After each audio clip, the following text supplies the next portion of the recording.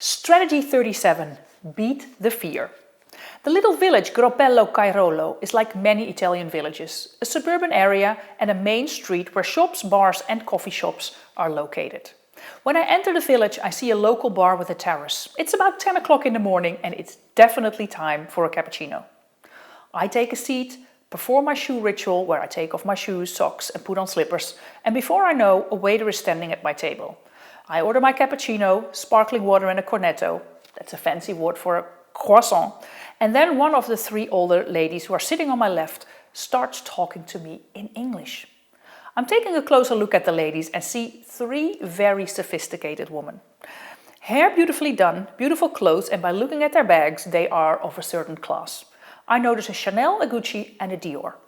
I smile looking at my backpack and my practical walking dress and wish I had done my hair properly this morning. The conversation starts. Where am I from? Where am I going to?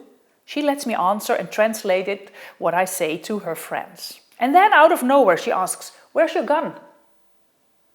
She takes a walking stick that I hadn't seen yet and pretends she shoots the waiter who is just bringing me my cappuccino. "Yes, you must have a gun to shoot all the men that harass you." I'm both shocked and amused. These three sophisticated ladies mean every word they say, and I stand up next to the waiter. I am standing next to him, a head taller than him. They and everybody else on the terrace laugh and see that most men, hello, would be afraid of me with my 183, 6 feet. Hey Roosje, come. There she goes. I am both shocked and amused. These three sophisticated ladies mean every word they say, and I stand up next to the waiter. I am standing next to him. I'm a head taller than him. They and everybody else on the terrace laugh and see that most men would be afraid of me with my 183 meter, 6 feet of height. The ladies are impressed, but as a woman, they would never go out walking alone on the Via Francigena. Somehow their words have made an impact. When I'm walking in the outskirts of Pavia later that day, I feel afraid. Especially when I read in my guide. This area is isolated and an area of prostitution.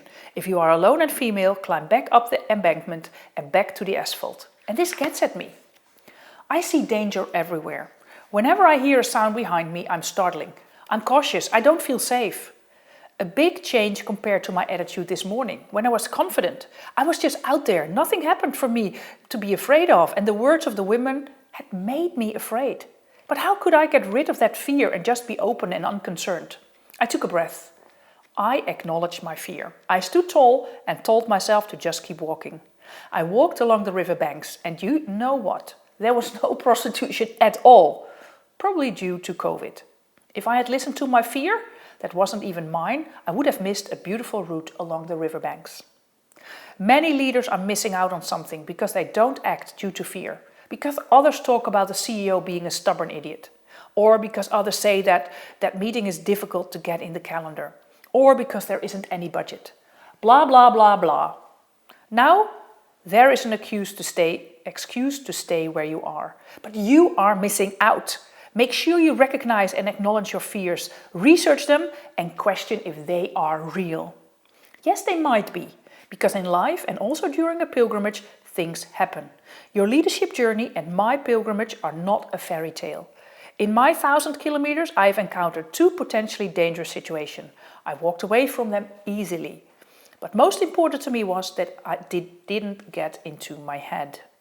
Action beats fear any day. So get your butt in gear and get out there. Although there is one exception. That is in the next chapter.